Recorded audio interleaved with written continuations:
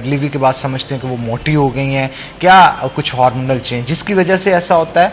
क्या डाइट के साथ इन चीजों को बेहतर किया जा सकता है? क्या अगर अपनी डाइट को बेहतर रखा जाए तो आपके जितने भी जो मसाइल होते हैं इनको ठीक किया जा सकता है? बहुत सारी खवातीन ये भी आपको पता है कि आके कहती हैं कि उनके बाल बहुत ज्यादा गिर रहे हैं, स्किन पर ड्राइनेस होती है, खुश्की होती है। तो ये सारी चीजें कहीं ना कहीं किसी ना किसी वजह से ट्रिगर होने के हो रही होती हैं। उस ट्रिगर होने की वजह को क्या हम डाइट के साथ दुरुस्त कर सकते हैं? ये तमाम तर चीजें जो है आज हम खास तौर पे अपने शो के अंदर गुफ्तगू करेंगे। इसके ऊपर बहुत ही अहम गेस्ट हैं जिन्होंने हमें ज्वाइन कर रखा है। हमारे साथ सुरैया इख्तियार साहिबा मौजूद हैं जो कि चीफ डाइटिशियन है अलाइड हॉस्पिटल की और बहुत ज़बरदस्त न्यूट्रिशन के हवाले से इस फील्ड के ऊपर ग्रिप रखती हैं। आपको वेलकम करते हैं जी शो के अंदर। और उनके साथ साथ निमराल भी हमारे साथ मौजूद होंगी जो कि कंसल्टेंट डाइटिशियन है। आपको भी वेलकम करते हैं जी शो के अंदर। तो मैडम सुरैया से सबसे पहले सवाल करते हैं और गुफ्तगू का आगाज करते हैं उनके साथ। मैडम सबसे पहले तो मुझे ये बताइएगा कि ऐसी खवातीन जो कि डिहाइड्रेशन का शिकार हो जाती हैं, फिर बहुत सारे इश्यूज फेस करने पड़ते हैं क्योंकि आजकल वैसे भी गर्मी बहुत ज्यादा हो चुकी है। इवन बादल हुए भी हों फिर भी आपको पसीना इतना ज्यादा आ रहा होता है और आम शख्स समझता है कि यार मुझे चक्कर आ रहे हैं या पता नहीं ये हो रहा है वो हो रहा है, कौन सी बड़ी प्रॉब्लम्स हैं जो कि बॉडी के अंदर जनरेट हो चुकी हैं। इनसे क्या क्या इश्यूज खवातीन को आते हैं? ड्राइनेस या बालों का गिरना या दूसरी चीजों के साथ भी मुंसलिक होती हैं ये चीजें? हनान, आपने बहुत ही एक अहम टॉपिक को जो है ना वो आज यहाँ पे डिस्क्लोज करना चाहा है। मैं समझती हूँ कि ये जो खवातीन वाले मामले ना ये तो वैसे ही एक निगलेक्टेड सा एरिया है जिस पे हमें बात जरूर करनी चाहिए। होता ये कि खवातीन जो है ना जनरली आपने भी देखा होगा कि वो अपने घर के दूसरे लोगों की जो है वो केयर करती हैं, जैसे बच्चे हो गए या उनके पेरेंट्स या बहन भाई। तो वो अपनी जात के लिए ना उन्हें अपनी सेहत को अपडेट रखने का इतना ना तो टाइम मिलता है ना ही उस पर फोकस करते हैं। जहां तक बात है डिहाइड्रेशन की, तो देखिए दो वजूहात होती हैं इसकी डिहाइड्रेशन की। एक तो ये कि कुदरती मौसम ही बहुत ज्यादा हॉट है और हमें चाहिए कि हम उस हॉट वेदर में ज्यादा से ज्यादा पानी पिएं या कुछ और इस तरह की लिक्विड चीजें लें कि हमारी बॉडी जो है ना वो डिहाइड्रेटेड ना हो। अगली बात यह है कि अगर ना भी समर सीजन हो, जैसे कोल्ड सीजन होता है, उसमें भी हमारी बॉडी के अंदर एक सिस्टम होता है जिसे हम मेटाबॉलिज्म कहते हैं। वो एक ऐसा सिस्टम है जिसमें फूड बर्न होती है और हीट की प्रोडक्शन होती है। तो खुद ब खुद अल्टीमेटली हमारी बॉडी को पानी रिक्वायर्ड है। ये तो वो चीजें हैं जो साइंटिफिकली है। तीसरी बात यह कि इंसान अपनी गलती की वजह से भी डिहाइड्रेटेड हो जाता है। वो कैसे? आपने देखा कि समर का सीजन है और फ्रिज में पड़ी हुई चीजें भी खराब हो रही हैं। इवन के जो हम बेकरी से ये कुछ लाते हैं कंटेमिनेशन होती है उसमें। जैसे ही हम खाते हैं तो फौरन क्या होता है कि जी हमें डायरिया या कुछ और ऐसा इशू हो जाता है। बहुत केसेस आ रहे हैं आजकल तो हॉस्पिटल्स भरे पड़े हैं गैस्ट्रो के साथ। और फिर ये इतनी खतरनाक एक कंडीशन होती है ना डिहाइड्रेशन की कि इसमें थोड़ा सा भी अगर डिले कर दिया जाए तो इंसान शॉक में चला जाता है। इसीलिए इसको ना इतना लाइट नहीं लेना चाहिए। कोशिश करनी चाहिए कि अगर कोई मामला डिहाइड्रेशन वाला हो उसको घर पे तो आपने एक इमरजेंसी में करना ही है एक फर्स्ट एड के तौर पर, लेकिन कोशिश करें कि उसको हॉस्पिटल एडमिट करवाएं ताकि उसकी डिहाइड्रेशन पूरी हो। और पानी की कमी के साथ मैं आपको अगली बात बताऊं कि जिस्म से मिनरल्स चले जाते हैं। जिस्म से ऐसे मिनरल्स चले जाते हैं कि जिसकी वजह से आपके सेल बॉडी के वो सर्वाइव कर रहे हैं। सिर्फ पानी जिस्म से नहीं निकलता, मिनरल्स बहुत ज्यादा, नमकियात की कमी हो जाती है। तो फर्स्ट एड के इलेक्ट्रोलाइट्स भी कहते हैं। इलेक्ट्रोलाइट्स, हाँ जी, इसको जनरली ज़ाहिर है इस लैंग्वेज में तो इलेक्ट्रोलाइट वो इम्बैलेंस हो जाता है। और मैं ये समझती हूँ कि इलेक्ट्रोलाइट इम्बैलेंस का माइन्यूट इम्बैलेंस जो है ना वो बंदे की जिंदगी ले लेता है। इसके ऊपर हमें ना बहुत ज्यादा अवेयरनेस देने की जरूरत है कि हम लोगों को बताएं कि आप अपने आप को कैसे इन सारे मरहलों से बचा सकते हैं। तो बेस्ट चीज तो ये कि अल्लाह की बहुत बड़ी नेमत है पानी, आप उसका फ्रीक्वेंट यूज करें। मैडम इसका भी बताएं ना, बहुत सारे लोग पानी भी ऐसा इस्तेमाल करते हैं जो कि पीने से उल्टा ठीक होने के बजाय खराबी पैदा हो जाती है। साफ पानी कितना इंपॉर्टेंट है? देखिए मैं तो एक बात जानती हूँ कि अब तो वो बात भी नहीं रही कि हम ब्रांडेड के ऊपर रहें। वो ब्रांड की भी जो अंदर जो कुछ होता है आपको पता है कि फूड अथॉरिटी जब चेक करती है तो वो अंदर से क्या निकलता है। तो बेस्ट चीज यही है कि पानी को उबालें, उसे ठंडा करें। हाँ जी, ठंडा करें, अपने यानी घर के ही एटमॉस्फेयर में रखें और उसको इस तरह से ना रखें कि बार बार खोल रहे हैं, ऊपर से खोल के पानी निकाल लें और फिर वही कंटेमिनेशन चली जाएगी। उसकी टैप यूज करें, जैसे कूलर ले लें या कुछ भी इस तरह की चीज ले लें। तो बात वही होती है कि थोड़ी मेहनत करनी पड़ती है, खुद से देखना पड़ता है कि हम कौन से ऐसे इजी मेथड है, यूं कि मुश्किल मेथड नहीं।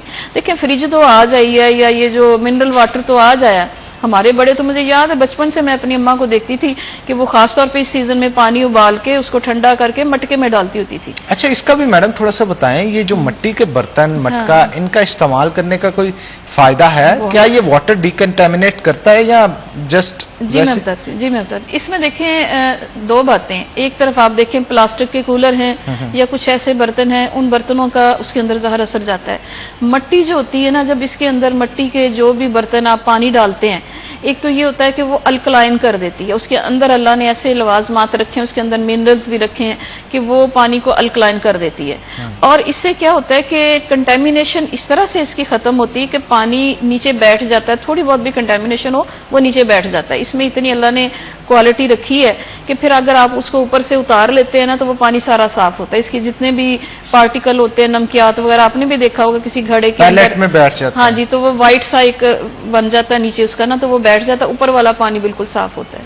अच्छा, दूसरा मैं यहाँ पे उन तमाम खवातीन को मुखातिब करना चाहूंगा जो कि इस वक्त हमारा शो देख रही हैं। लाइव शो के अंदर आप कॉल कर सकती हैं, आपके जो भी इश्यूज हैं हमारे साथ डिस्कस कर सकते हैं। आपके स्क्रीन के ऊपर नंबर इस वक्त दिया जा रहा है, आप शो में पार्टिसिपेट करें। हमारी कोशिश होती है कि आपको फ्री ऑफ कॉस्ट जो है वो कंसल्टेंसी हमारे जो एक्सपर्ट्स हैं उनसे लेके दी जा सके, क्योंकि अगर आप हमारा शो देख रहे हैं तो हमारी कोशिश होती है उससे कोई आपको फायदा भी हो। तो अगर आपके कोई इश्यूज हैं डाइट के हवाले से या किसी चीज़ के हवाले से, तो आप लाजमी तौर पे कॉल करके हमारे साथ डिस्कस कर सकते हैं। तो हमारे साथ निम्रा अलवी भी मौजूद है। निम्रा, ये बताइएगा कैल्शियम कितनी इंपॉर्टेंट है और विटामिन डी कितना इंपॉर्टेंट है किसी भी खातून की सेहत के लिए? फर्स्ट ऑफ ऑल तो आपने बड़ा अच्छा इनिशिएटिव लिया है। इस डेफिशिएंसी के बारे में लोगों को इतना ज़्यादा आइडिया नहीं होता, तो इसको माइनर समझ के निगलेक्ट कर दिया जाता है। और स्पेशली अगर हम बात करें ड्यूरिंग प्रेगनेंसी, तो ड्यूरिंग प्रेगनेंसी कैल्शियम और विटामिन डी की डेफिशिएंसी बहुत ज़्यादा होती है। इसके वल्नरेबल ग्रुप्स हमारे फीमेल भी हैं, हमारे चिल्ड्रन भी हैं, क्योंकि हमारे जो मिल्क प्रोडक्ट्स हैं ना, स्पेशली वो आजकल बिल्कुल खालिस नहीं आ रहे, जिसकी वजह से उसमें कैल्शियम प्रॉपर तरीके से अवेलेबल नहीं है और हम बच्चों को फीड कर रहे हैं लेकिन उसका इनटेक प्रॉपर नहीं जा रहा, जितनी रिक्वायरमेंट है उतनी बॉडी को नहीं मिल रही। इसके अलावा ये भी है कि कैल्शियम की जब डेफिशिएंसी हो रही है तो उसके साथ साथ विटामिन डी की भी बॉडी में से डेफिशिएंसी होती जा रही है। और स्पेशली अगर हम प्रेग्नेंट वुमेन को देखें जो वल्नरेबल ग्रुप्स हैं, ऐसे होता है कि आफ्टर 40s ना आपकी बॉडी में कैल्शियम की प्रोडक्शन रुक जाती है, ठीक है ना। फीमेल के अंदर कैल्शियम की प्रोडक्शन बॉडी में भी हो रही होती है और इनटेक आप उसका डाइट से भी ले रहे होते हैं। तो फीमेल ज्यादा ससेप्टेबल इसलिए होती हैं क्योंकि उनकी एज के साथ साथ उनकी बॉडी में इसकी प्रोडक्शन रुक जाती है, इसलिए हमने उनको बाहर से लाजमी एड प्रोवाइड करनी होती है। लेकिन फीमेल को इसके बारे में आइडिया नहीं होता, काफ़ी सारी फीमेल को ना, जिसकी वजह से वो इसका इनटेक नहीं कर रही होती और वो कैल्शियम डेफिशिएंट हो जाती हैं। उसकी वजह से उनके बोन्स का इशू आ जाता है, उनको चलने फिरने में प्रॉब्लम आती है। बॉडी का डेफिनेटली ये बहुत अच्छा जो है मेजर एक मिनरल है। बेशक इसकी माइन्यूट क्वांटिटी हमारी बॉडी में रिक्वायर्ड है, लेकिन इसकी डेफिशिएंसी की वजह से बहुत ज़्यादा जो है प्रॉब्लम्स क्रिएट हो रही हैं। आर्थराइटिस वगैरह के इसकी वजह से चांसेस आ रहे हैं, ऑस्टियोपोरोसिस हो रही है फीमेल में, ऑस्टियोआर्थराइटिस के केसेस आ रहे हैं। तो ये जो है इसको हमें कवर करना बहुत ज़्यादा ज़रूरी है। क्या क्वांटिटी लेनी चाहिए कैल्शियम की और कितनी देर बाद लेनी चाहिए? सप्लीमेंट अगर यूज करता है इंसान तो पर डे उसकी कंजप्शन माइक्रोग्राम्स या ग्राम्स में क्या होना चाहिए? अच्छा, जो हमारे पास कैल्शियम के साशे वगैरह अवेलेबल है ना, या एक टैबलेट, वो 1 डे रिक्वायर्ड सफिशिएंट है 1 फीमेल के लिए। उसके कोई नुकसान या साइड इफेक्ट्स? नहीं, कोई उसके साइड इफेक्ट्स नहीं होते। समटाइम होता है ना कैल्शियम इनटेक ज्यादा से किडनीज पे इफेक्ट करते हैं। जी ऐसे होता है, लेकिन आपकी वो डाइट से आपको आइडिया हो जाता है ना आप कितना ले रहे हैं। अगर मिल्क और मिल्क प्रोडक्ट्स आप ले रहे हैं, उसके साथ अगर एक साशे आप 1 डे का ले लेते हैं तो that's not a big problem. बल्कि ये वुमेन को जो कि प्रेगनेंसी या लैक्टेशन को फेस कर रही होती हैं, इस टेन्योर से गुजर रही होती हैं, उनके लिए बहुत ज्यादा हेल्पफुल है। मैडम से बात करते हैं। मैडम मुझे बताइएगा ये फॉलिक एसिड की क्या इंपॉर्टेंस है खवातीन के अंदर और ये किस लिए इंपॉर्टेंट होता है और क्या इसकी डेफिशिएंसी से इनको कौन कौन सी प्रॉब्लम्स है जो कि कॉज करते हैं? देखिए, फॉलिक एसिड एक इतनी बड़ी नेमत है कि ये समझ लें एक सेहत की एक चाबी है। अच्छा। हाँ जी, और ख़ास तौर पे ऐसी खवातीन जिन्होंने कंसीव करना होता है, तो फोलिक एसिड क्या करता है कि आपकी बॉडी के हार्मोन्स को नॉर्मल करता है और सेल के अंदर एक इस तरह की एनर्जी पैदा करता है जो फर्टिलिटी की तरफ लेके आता है। तो जो खवातीन जिनको पीसीओएस के मामले होते हैं या कुछ भी ऐसा, या हार्मोनल इम्बैलेंस हो जाता है, यानी शादी हो गई, कंसीव नहीं कर रही, तो उसमें ये कहा जाता है कि इवन के यहाँ तक भी कहा जाता है कि जैसे ही शादी होती है तो फोलिक एसिड शुरू कर दें, ताकि ऐसा ना हो कि प्रेगनेंसी लेट हो जाए और फिर बाद में कुछ और मामलात बने। सो मैं ये समझती हूँ कि ये प्रेग्नेंट खवातीन या प्री कंसीव करने वालों को तो लेना ही चाहिए। यानी प्रेग्नेंट भी ले सकती हैं? प्रेग्नेंट बिल्कुल थ्रू आउट लेना होता है, ये प्री कंसेप्शन में भी लेना होता है और ड्यूरिंग प्रेगनेंसी भी लेना होता है। ये तो इतनी अहम चीज है। इससे साथ में क्या होता है कि इससे एचबी जो है ना वो भी पूरा रहता है। अच्छा। आपको एचबी को, ये आयरन अब्जॉर्प्शन को भी अच्छा करता है। यानी इसके बेनिफिट को अगर देखा जाए तो इस पर बहुत ज्यादा बात हो सकती है। और अल्हम्दुलिल्लाह हमारे यहाँ वैसे मैंने ये देखा है कि जितनी भी गायनेकोलॉजिस्ट हैं या न्यूट्रिशनिस्ट हैं वो इस चीज को जरूर ध्यान में रखती हैं कि जब भी कोई खातून प्रेगनेंसी के लिए हमसे डाइट प्लान बनवाती है तो हम उसकी, डॉक्टर ने तो शायद कोई टैबलेट लिखनी होती है, लेकिन हमने फोलिक एसिड के जो डाइट में, जिस खुराक में पाया जाता है, हम कोशिश करते हैं कि उसको वो उसके डाइट प्लान में एडजस्ट करें। मैडम कौन कौन सी डाइट होती है जरा इसमें? हाँ जी, इसमें देखें वैसे तो थोड़ी थोड़ी तकरीबन प्रोटीन टाइप जितनी चीजें उसमें, लेकिन गोश्त में काफी अच्छा है, रेड मीट में ये काफी अच्छी पाई जाती है, रेड मीट के अंदर, अंडे में है, दूध में है, इसी तरह से दालों में ये पाया जाता है। ये इसकी मतलब कि आप देखें तो बड़ी वैरायटी है कि आप अगर मल्टीपल ग्रुप की डाइट यूज करते हैं ना तो उससे फिर आपको कमी नहीं होने पाती। अच्छा, एक और बड़ी चीज है हमारे यहाँ अब माशरे में ये देखने में आ रहा है कि फास्ट फूड की वजह से ना जो डेयरी प्रोडक्ट्स हैं उनसे दूर होते चले जा रही हैं खवातीन, स्पेशली दही, दूध, और इसके अलावा अंडा भी अब उनकी डाइट में मेरा नहीं ख्याल अब शामिल होता है। पहले तो वो सुबह सुबह बंदा उठता था ना, होता था उसे यार योगर्ट का बड़ा प्याला खाएं, साथ में पराठा लें, अंडा लें, मतलब एक हेल्दी मील जो है वो घरों के अंदर मिलता था। ये सूरत अब नहीं दिखाई देती। मैडम इससे कितना नुकसान हो रहा है? जी, मैं तो एक बात आपको बताऊं, आज मेरा दिल था कि मैं इस टॉपिक पे बात करूं, क्योंकि इसके असरात तकरीबन हर घराने में जा रहे हैं और उसकी वजूहत क्या है कि मैडम इस पे बात करते हैं, कॉल ले लेते हैं, मेरा ख्याल कॉलर है हमारे साथ। अस्सलाम वालेकुम जी। वालेकुम अस्सलाम सर। जी, कौन बात कर रही हैं और कहाँ से? सर मैं फिरदौस बात कर रही हूँ फैसलाबाद से। जी फिरदौस साहिबा, पूछिए क्या सवाल पूछना चाहती हैं आप? के बारे में पूछना था। जी जी जी, पूछें क्या पूछना? डॉक्टर साहिबा अस्सलाम वालेकुम। वालेकुम अस्सलाम जी। जी फिरदौस साहिबा, आपको आवाज आ रही है हमारी, तो सवाल पूछ लें आप काइंडली। सर मेरे ना हेयर फॉल बहुत ज्यादा है, ऑलमोस्ट 2-3 माह से सर इतने बाल गिरे हैं, फिंगर कॉमिंग में बाल आ रहे हैं हाथ में, और डाइट भी मेरी ठीक है, मतलब कि प्रोटीन, अंडा वगैरह सारा कुछ, दूध, ये सारी मेरी खुराक भी अच्छी है, लेकिन फिर भी बाल बहुत ज्यादा गिरे, 90% गिर चुके हैं। जी फिरदौस साहिबा, बहुत शुक्रिया आपका कॉल तो करने का। समझ नहीं आ रही कि मैं मैडम ये जो पॉइंट है ना इनका, ये एक नहीं, मेरा ख्याल दर्जनों हजारों खवातीन जो हैं, सबसे पहले उनको ये इशू होता है कि यार हमारी खूबसूरती खराब हो रही है, बाल उतर रहे हैं। सही कह रहे हैं, देखें ये बालों का बड़ा मसला है। बहुत इशू है, बिल्कुल सही। कुछ पानी की वजह से भी है, हाँ जी, और कुछ हार्मोनल इम्बैलेंस की वजह। अब आपने बताना है। मैं बताती हूँ जी, मैं ये बताती हूँ आपको कि देखिए हमारे यहाँ जिस तरह का पानी, ये टैंकी वगैरह का हम यूज कर रहे होते हैं ना, उसमें फंगस होती है, ठीक है। वो फंगस से जब हम नहाते हैं तो हमारे बालों को जाती है और उसकी जड़ों को वो खराब करना शुरू कर देती है। एक तो ये वजह होती है। समटाइम वो रिटेन रह जाती है, यानी वो नजर आते हैं सफेद सफेद से, जैसे हाँ जी वो नजर आते हैं, समटाइम नहीं नजर आते। तो एक तो बराहे करम अपने घर की टैंकियों को जो है ना वो थोड़ा साफ करवाएं, उसमें आयोडीन डलवाएं ताकि वो साफ सुथरा हो और वो पानी आपको प्रॉब्लम ना करे। दूसरी बात ये है कि ये जो हम शैम्पू यूज कर रहे हैं ना डिफरेंट क्वालिटीज के, ये भी काज बनती है कि ये बालों को नरिशमेंट देने की बजाय उल्टा डिस्ट्रॉय कर रहे होते हैं। फिर उसके बाद अगली चीज क्या हो गई कि फिर हम हेयर ड्रायर यूज भी करते हैं। देखिए 3-4 चीजें आप अपने हाथ से अपने बालों को खराब करिए। कम से कम हमें हर चीज की ना काज देखनी चाहिए कि अगर मेरे बाल उतर रहे हैं, कहीं मैं कोई ट्रीटमेंट गलत तो नहीं कर रही, कहीं पानी गलत, अब दरख्त है उसकी प्लांटेशन है, उसको पानी खराब जाएगा तो वो खराब हो जाएगा, ठीक है। इसी तरह से उसे गर्म हवा आ जाएगी शदीद, वो फिर भी मुरझा जाएगा। प्रोटीन है ना, प्रोटीन तो हीट से डैमेज होती है। अच्छा, तीसरी जो बात सबसे अहम है वो है हमारी बॉडी में डेफिशिएंसी। वो किस चीज की होती है? बायोटीन की डेफिशिएंसी। बायोटीन की डेफिशिएंसी की वजह से हमारे बाल उतरना शुरू हो जाते हैं और हमें ऐसे लगता है कि मैं तो बड़ी एहतियात करती हूँ लेकिन फिर भी जो है ना वो मेरे ये बाल उतर रहे हैं। तो आप अपना लेवल भी चेक करवाएं। और बायोटीन के लिए आपको वैसे तो अब मार्केट में काफी सारे सप्लीमेंट भी हैं, मैं ये तो नहीं रोकूंगी कि आप सप्लीमेंट ना लें, लेकिन बेहतर चीज ये होगी कि अपनी डाइट को चेक करें कहीं ऐसा तो नहीं है कि आप खा भी रहे हैं और जाया कर रहे हैं, पेट भर रहे हैं लेकिन फास्ट फूड से भर रहे हैं। फास्ट फूड से क्या होता है कि जो बॉडी में आपके बहुत अच्छी चीजें अल्लाह ने रखी हुई है, जो आप विटामिन जो आपको चाहिए वो जाया हो जाते हैं। मैम फ्री रेडिकल्स कितने बहुत ज्यादा फ्री प्रोड्यूस होते रेडिकल हैं है। और वो कितना नुकसानदेह होते हैं हमारे वो बॉडी तो के लिए? इंतजार में बैठे होते हैं कि हमें इजाजत मिले तो हम हमला करें, हम बॉडी के हर हिस्से को कैप्चर कर लें और उसको डिस्ट्रॉय कर दें। तो फ्री रेडिकल को निकालना चाहिए बॉडी में से, लिवर को डिटॉक्सिफिकेशन करनी चाहिए कैसे करनी चाहिए मैडम? जी ये बड़ी अच्छी, इस पे मेरा दिल कर रहा था कि जी। हम कुछ बात करें। देखिए हमारा जो लिवर है ना, ये हमारी बॉडी की एक फैक्ट्री है, केमिकल फैक्ट्री है, ठीक है।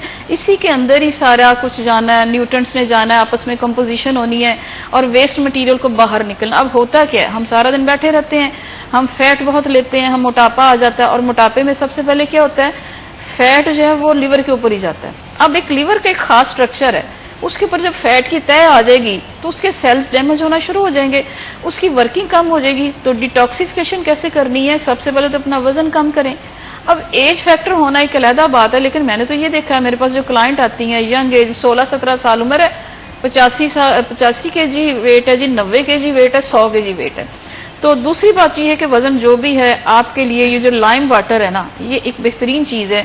ये आपकी लिवर को साफ करता है और आपकी बॉडी को अल्कलाइन करता है।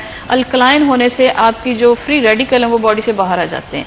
फिर अदरक बहुत अच्छी चीज है, इसको फ्रेश अदरक को अपने खाने में रखना चाहिए। बल्कि आपके प्लेटफॉर्म से मैं ये कहना चाहूंगी, हमारे यहाँ जो कुकिंग का तरीका है ना, उसमें हम बहुत सारी चीजें जाया कर देते हैं। हम उसको इतना पकाते हैं, ओवर हीट करते हैं कि उसको जो असल फायदे होते हैं वो हमारे जिस्म में नहीं जा सकते।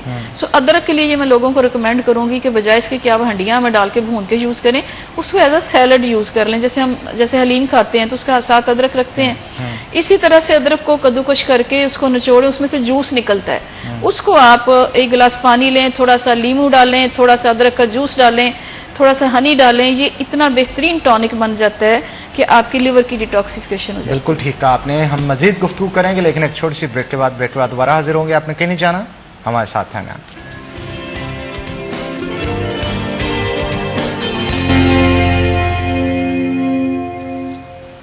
वेलकम बैक नाज़रीन, ब्रेक के बाद खुश आमदीद। निम्रा अलवी हमारे साथ मौजूद है, मजीद गुफ्तगू उनके साथ करते हैं। निम्रा, बालों के हवाले से कोई रेसिपी बता रहे थे आप ब्रेक में, मैं चाहता हूँ वो ज़रा डिटेल में। जी बिल्कुल, जो हमारे पास अनियन है ना, वो बालों की हेल्थ के लिए बहुत इंपॉर्टेंट है। क्या फैक्टर होता है अनियन में? अनियन में एलएनएन कंपाउंड्स वगैरह होते हैं, वो इसकी हेयर ग्रोथ के लिए बहुत ज़्यादा इंपॉर्टेंट होते हैं। स्पेशली जिनको बाल्डनेस वगैरह का इशू आ जाए, उनके लिए भी अनियन बहुत हेल्पफुल होता है। तो अनियन का आप जूस लेकर इसको आप मस्टर्ड ऑयल में मिक्स करके आप वो 1 घंटा पहले नहाने से उसको बालों में लगाएं और उसको आप वॉश कर लें बाद में शॉवर के साथ। तो वो बड़ा अच्छा हेयर ग्रोथ के लिए बड़ा अच्छा ट्रीटमेंट है, हेयर फॉल भी उससे रुक जाता है। इसके अंदर मजीद आप इसमें योगर्ट ऐड कर सकते हैं और एलोवेरा, जैसे कि उसके बड़े बेनिफिट्स हैं इसके लिए। आप उसके साथ, हो जाते हैं। जी, वो इसके जो न्यूट्रिशनल फैक्ट्स हैं उनको इन्हांस कर देता है और ये बहुत अच्छा उसके लिए फैक्टर रह जाता है।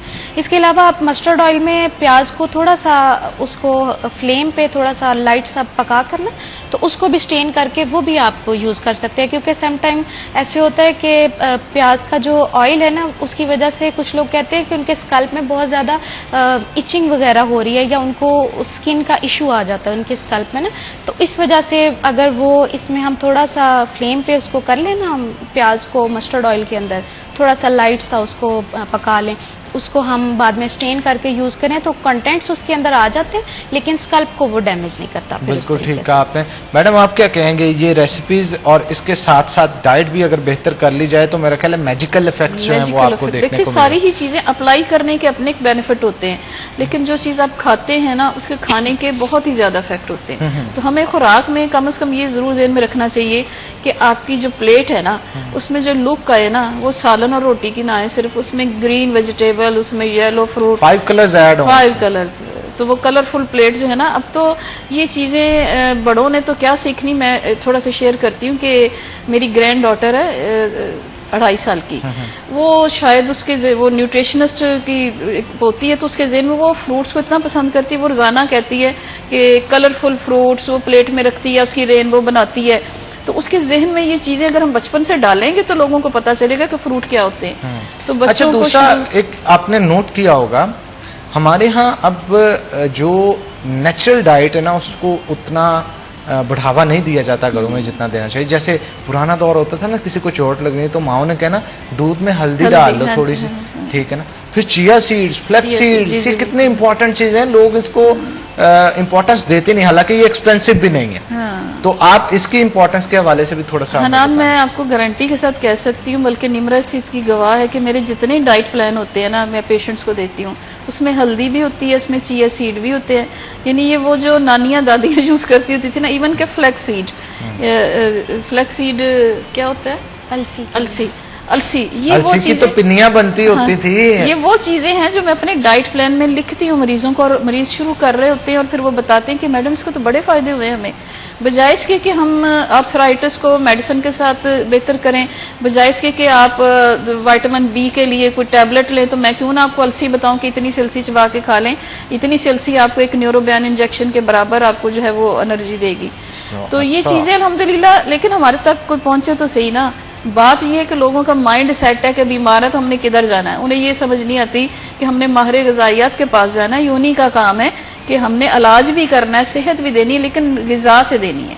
अच्छा, पुराने दौर में आपने देखा होगा खवातीन जो प्रेग्नेंट होती थी उनको देसी घी के डब्बे दे दिए जाते थे, खा रही हैं और मक्खन भी चल रहा है साथ में, ये सेहत के लिए मुनासिब होता है? दो बातें हैं। एक तो ये उस वक्त इसलिए ठीक था कि उस दौर की प्रेग्नेंट खातून काम बहुत करती थी, वो प्रेग्नेंट भी होती थी, वो घर का सारा काम हाथ से करती थी, झाड़ू भी देती थी, भैंसे भी संभालती थी, दूध भी दोती थी, ये सारे वजन काम भी उठाना, हाँ जी, सब कुछ करती थी। फैट उनको चाहिए, वो बर्दाश्त कर लेती थी, ठीक है ना। मैं ये नहीं कहती कि देसी घी बैड है, अच्छा है, बहुत अच्छा है।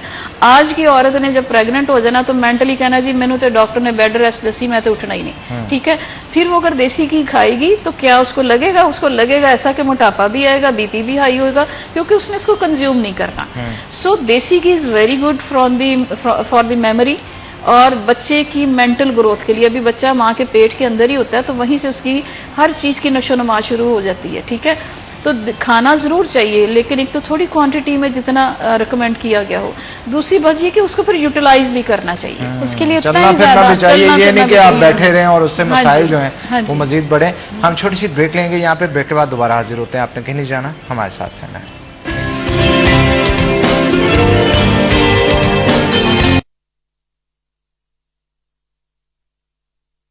ब्रेक के बाद हमारे साथ निम्रा अलवी मौजूद है, मजीद गुफ्तगू उनके साथ करते हैं। निम्रा, कुछ और एडिशन आप करना चाहती हैं खवातीन के हेल्थ के हवाले से? कोई इंपॉर्टेंट फैक्टर्स हैं तो आप हमारे साथ शेयर करें।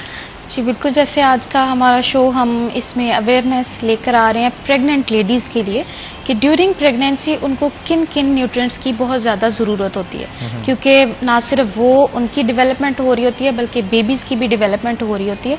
तो सबसे ज़्यादा उनमें अगर देखा जाए तो आयरन की डेफिशिएंसी की बात आती है, क्योंकि आयरन अब देखें वो फीमेल के साथ साथ उनके बेबी को भी रिक्वायर्ड है, सारी बॉडी का उनका ब्लड लेवल जनरेट होना है उसी आयरन से। तो आयरन की डेफिशिएंसी बहुत ज़्यादा हो रही होती है प्रेग्नेंट वुमेन्स में। इसके अलावा उनमें हाइपरटेंशन का बहुत ज़्यादा इशू आता है, बीपी एकदम से उनका राइज करने लगता है। इस तरह के उनको जो इश्यूज आ रहे हैं ना, इन सब के लिए एक बहुत बेनिफिशियल छोटा सा सोल्यूशन है जिसको हम बोलते हैं शीरी ज़रिश्क। ये बेसिकली एक हमारे पास ना ड्राई फ्रूट है, इसके इतना सा शेप का, राउंड सी शेप का, डार्क ब्राउन से कलर का ये ड्राई फ्रूट होता है। तो इसके अगर हम 2 टेबलस्पून 1 ग्लास ऑफ वाटर में उसको ब्लेंड कर लें अच्छे से, without any sugar, without salt, हम उसको ब्लेंड कर लें। आप स्टेनर से स्टेन करके प्रेग्नेंट लेडीज अगर उसको कंज्यूम करती हैं, अगर दूध में हो तो वेरी गुड ऑप्शन है इसको, लेकिन लें आप डाइट के साथ ना, अपने मील के साथ, क्योंकि मील आयरन रिच मील के साथ अगर आप लेंगे तो अब्जॉर्प्शन आयरन की ज्यादा होगी। ओके निम्रा, थोड़ा वक्त दीजिएगा, हमारे पास ना एक कॉलर मौजूद है, मैं चाहता हूँ कॉल ज्यादा से ज्यादा जो है बोले। तो अस्सलाम वालेकुम जी।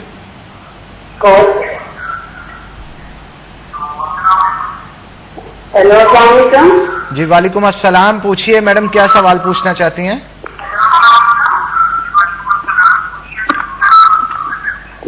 सर,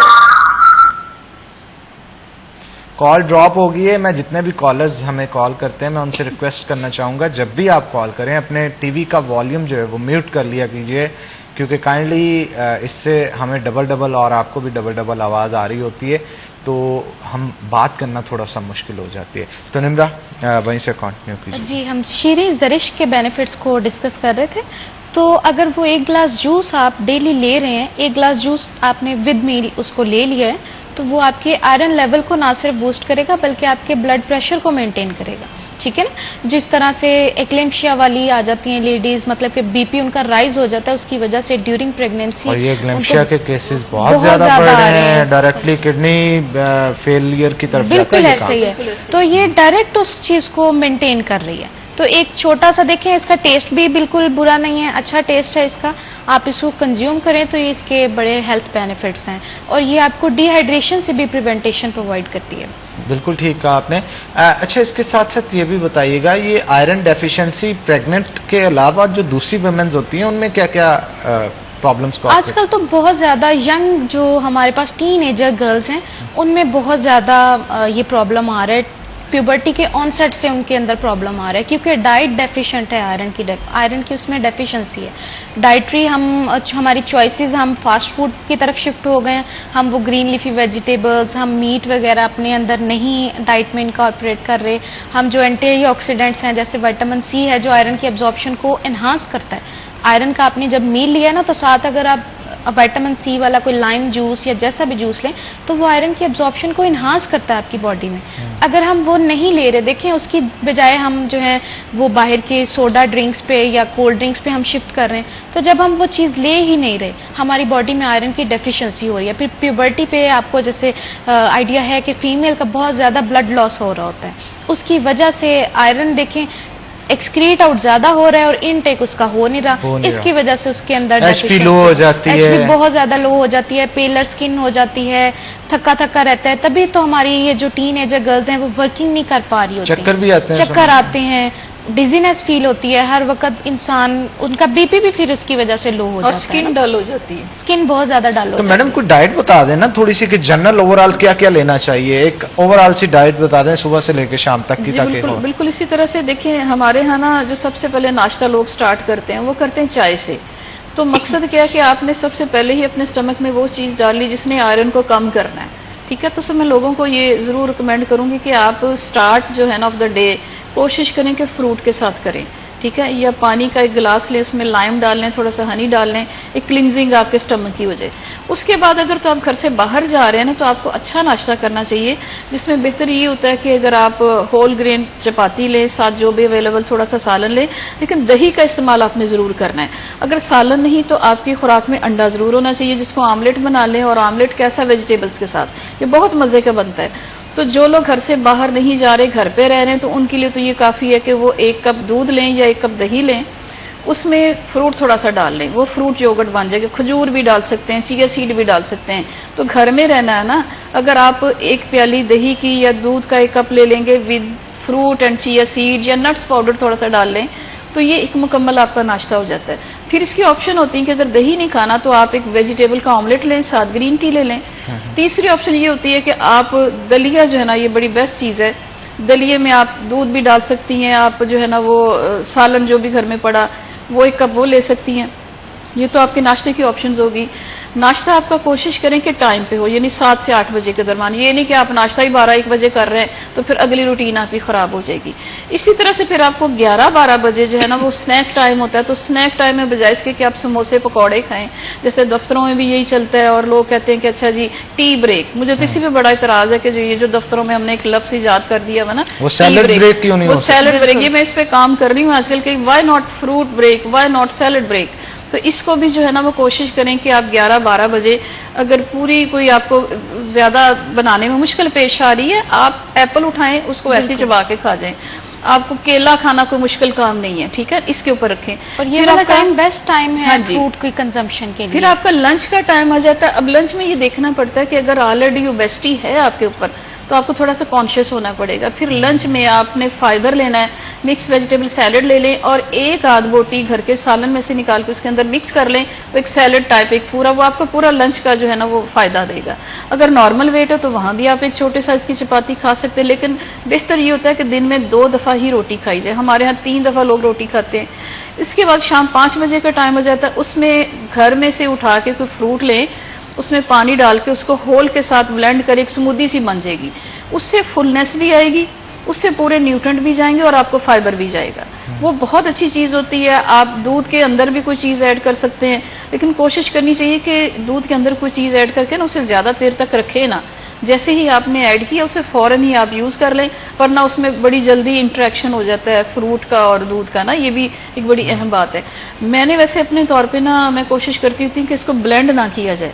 अगर मैंने दूध पीना है या दही खाना है तो मैं फ्रूट लेती हूँ, उसके चंक्स करके उसके अंदर डाल के उसको मिक्स कर लेती हूँ। थोड़ा सा चिया सीड डाल लिया, थोड़ा सा हनी डाल लिया, वो बहुत मजे की एक पूरी एक आपकी सर्विंग बन जाती है। तो शाम में आप ये कर लें। इसी तरह से डिनर अगर है तो डिनर में मैंने देखा कि बहुत सारे लोग या तो खाते ही नहीं या फिर डिनर भी करते हैं और रात के 12 बजे फिर दोबारा खाना खाते हैं। कोशिश करें कि आपका मगरिब के बाद खाने पीने जो मेजर मील है ना वो खाना बंद कर दें। डिनर आप मगरिब के टाइम यानी 7 साढ़े 7 बजे तक कर लें। उसके बाद का जो टाइम है ना, अगर आप जाग रहे हैं, आपने काम करना है, तो फिर फ्रूट्स के ऊपर ही फोकस रखें। पानी हमेशा अपने पास रखें और फ्रूट्स के ऊपर फोकस करें। अच्छा, फ्रूट्स कहते हैं रात को खाने से गैस हो जाती है पेट में? नहीं, ये अपनी अपनी तबीयत होती है, अपनी तबीयत होती है। इसमें कोई ऐसी कोई चीज नहीं कि जो आपको नुकसान करे। हर बंदे ने अपनी असेसमेंट खुद करनी होती है कि इसके खाने से मुझे कहीं नुकसान तो नहीं हो रहा, उसको आप स्किप करके कोई दूसरी चीज ले लें, ठीक है। और फ्रूट्स के अलावा ये भी हो सकता है कि आप नट्स जो है ना वो थोड़े से वो रखें। नट्स खाने का बेहतरीन टाइम क्या है? क्या रात को सोने से पहले खाए जा सकते हैं? जी बिल्कुल खाने चाहिए। रात को सोने से पहले अगर आप ले लेंगे ना तो आपके सारी रात ब्रेन की जो है ना वो एक समझ लें वो जो वेस्टेज होती है ना वो बाहर आती रहती है, वो अच्छी तरह की फ्लो की तरफ जाना शुरू हो जाती है। स्पेशली अगर आप नीम गर्म दूध में थोड़ी सी हल्दी का पिंच ऐड करके उसके साथ नट्स लें तो बहुत बेनिफिशियल है ये। उससे क्या बेनिफिट? ब्रेन की वो फंक्शनिंग को बहुत इम्प्रूव करता है और इम्यूनिटी को बूस्ट अप करता है। ये हमारी बॉडी में बड़ी अच्छी इन्फ्लेमेशन जो रहती है ये उसको ठीक करता है। हमारी बॉडी में कुछ चीजें ऐसी चल रही होती हैं कि वहां पे ना इन्फेक्शन हो जाता है जो हमें नजर नहीं आया, जैसे गले के अंदर हो गया, ये जिस्म की और इनर लाइनिंग में। तो हल्दी जो है ना ये एंटी ऑक्सीडेंट रोल करती है, ये इन्फ्लेमेशन को खत्म करती है और बॉडी को एक्टिव करती है, यानी वो फ्री रेडिकल को जिस्म से बाहर निकालती है। बिल्कुल ठीक। और हीलिंग करती है। असल चीज ये कि अंदर तोड़ फोड़ तो रहती है हमारे, तो इसकी हीलिंग करती है। हीलिंग तो करती है, लेकिन इसके साथ साथ ये भी आजकल बड़ा मसला है कि 1 नंबर हल्दी कहाँ से मिले, वो खुद बनाए वो खुद बनाए। तो उसके लिए बेहतर, वाकई मैडम ने ये कहा कि पुराने दौर में ये होता था, वो जिसे पंजाबी में कहते चटूवटा, हाँ। वो लोगों ने घरों में रखा होता था और काली मिर्चें हों दूसरी मिर्चें हों वो खुद पीस के जो है उसे इस्तेमाल करते थे। वापस आ जाएं जनाब, कोई इतना एफिशिएंट बनने की जरूरत नहीं कि आप मार्ट गए और पैकेट्स उठाए ले आए। बेहतर ये है कि आप वो चीजें रॉ फॉर्म के अंदर खरीदें और थोड़ी सी मेहनत लगेगी। आप महीने का 10 दिन का 15 मिनट का एक बार बैठ के इकट्ठे बना लें। और अगर इतने ही मतलब आपको है तो आपके घर काम करने वाला भी कोई ना कोई होगा, आप काम करने वाली को या करने वाले को कहें, वो आपको बना देगा ताकि मामला जो है वो बेहतरी की तरफ जा सके।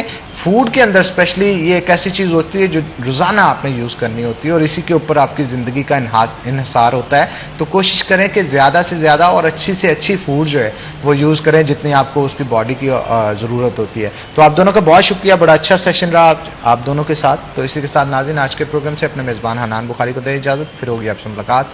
तब तक के लिए अल्लाह हाफिज।